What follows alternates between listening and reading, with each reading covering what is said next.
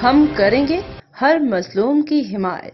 अस्सलाम वालेकुम नाज़रीन, मैं हूं हुरैन फातिमा और आप देख रहे हैं हिमायती न्यूज HD चैनल। नजर डालते हैं आज की अहम खबर पर। यमन में भी मजदूरों के आलमी दिन के मौका पर दीगर शहरों की तरह तातील मनाई जा रही है, मगर अफसोस के जिनके नाम पर यह दिन मखसूस है वो आज भी रोजी रोटी की तलाश में मसरूफ है। कोई दिहाड़ी पर है तो कोई सड़क किनारे दिहाड़ी लगने के इंतजार में खड़ा है। इस मुल्क में रोटी कमानी बड़ी मुश्किल हो चुकी है।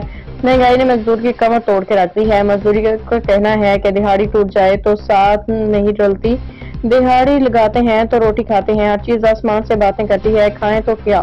बड़ी मुश्किल से गुजर बसर हो रही है। हमारा अल्लाह ही हाफिज है। मुल्क में हालात गरीब के लिए खराब है, अमीर अमीर तर हो रहा है।